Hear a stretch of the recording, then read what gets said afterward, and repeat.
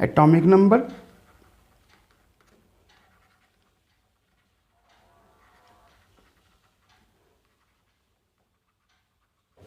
And mass number. ठीक है जी, बहुत इंपॉर्टेंट टॉपिक है। क्यों? क्योंकि इसकी इंपॉर्टेंस इसलिए है कि हमें प्रोटॉन्स, इलेक्ट्रॉन्स, न्यूट्रॉन्स की वैल्यू तो जाननी होती है। कई न्यूमेरिकल में हमें पता होना चाहिए, अभी कई स्टेटमेंट्स में भी इलेक्ट्रॉन्स कितने हैं, इसका मास नंबर कितना है, इसका एटॉमिक नंबर कितना है, इसके प्रोटॉन्स कितने हैं, वो सब कैसे पता चलेंगे? इसी में से पता चलेंगे। कैसे? एग्जाम्पल लेते हैं, हम लेते हैं एग्जाम्पल मान लो सोडियम की। Na means sodium. अगर आप पीरियोडिक टेबल में देखोगे तो एक एलिमेंट के साथ दो नंबर्स एसोसिएटेड होते हैं, एक उसके पैरों में लिखा होता है, एक उसके सिर पे लिखा होता है।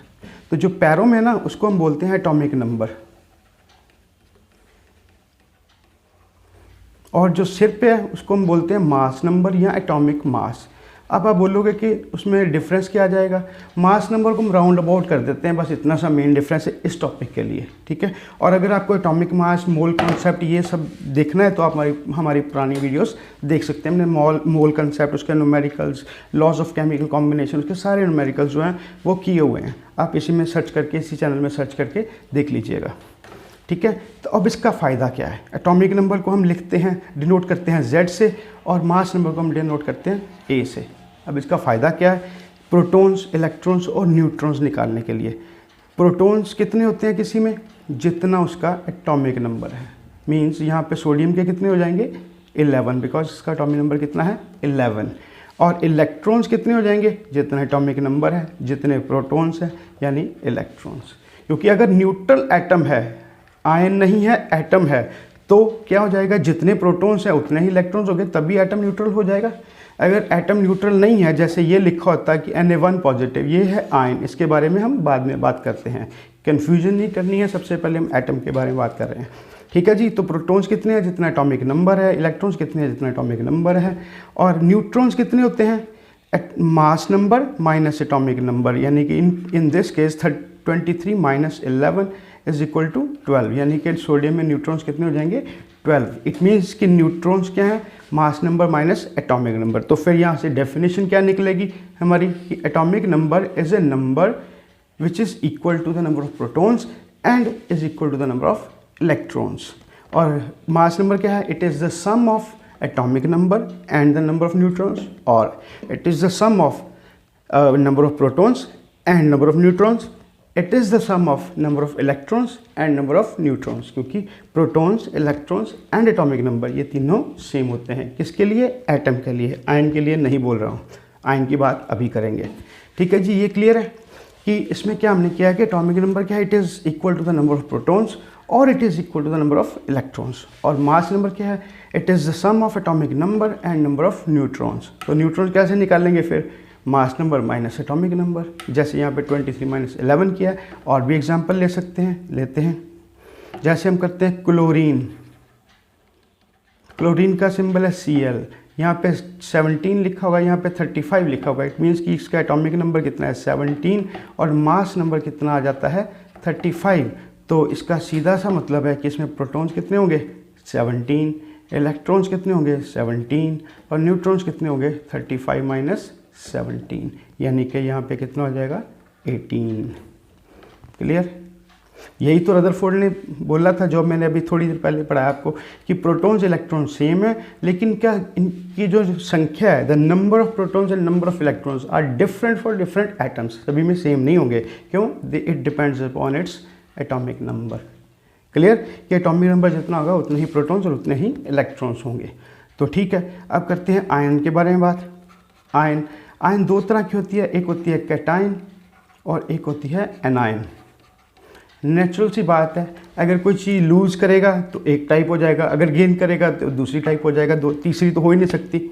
अगर एक बॉडी है, वो कुछ लूज़ कर रही है तो उसकी स्टेट चेंज हो गई, अगर वो कुछ गेन कर रही है तो उसकी स्टेट चेंज हो गई। तो दो स्टेट्स हो सकती है, तीसरी तो पॉसिबल ही नहीं है कि यहाँ दे देगा या ले लेगा।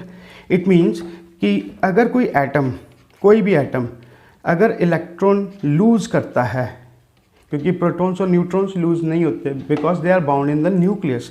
इलेक्ट्रॉन्स रिवॉल्व कर रहे हैं, जो लास्ट होता है वो लूजली बाउंड होता है, वो लूज भी हो सकता है, एटम गेन भी कर सकता है किसी को।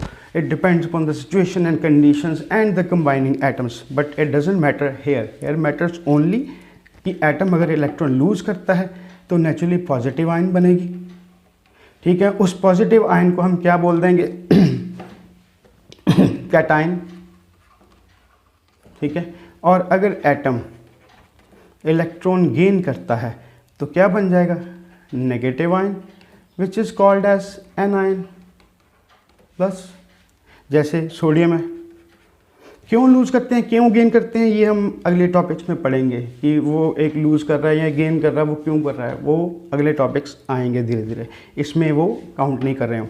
अगर Na1 पॉजिटिव लिखा हुआ है, अच्छा जी, अब अगर किसी पे चार्ज लिखा जाता है तो उसका एटॉमिक नंबर और मास नंबर वो चेंज नहीं होते, वो सेम ही रहेंगे। चेंज क्या होगा? सिर्फ इलेक्ट्रॉन्स। ओके, अब इसमें देखते हैं प्रोटॉन्स कितने हैं, जितना एटॉमिक नंबर है यानी कि 11।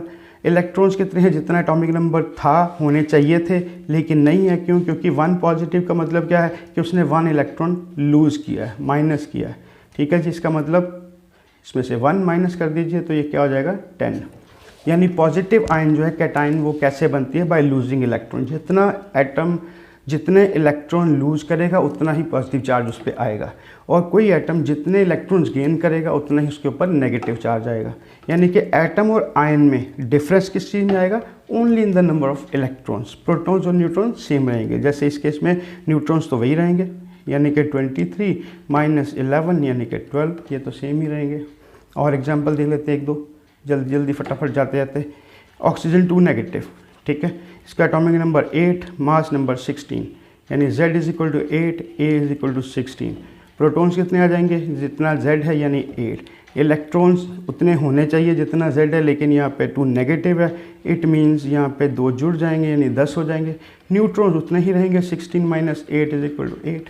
बस क्लियर, यही कॉन्सेप्ट है बस एटॉमिक नंबर और मास नंबर का। ये बहुत इंपॉर्टेंट है, याद रखना है।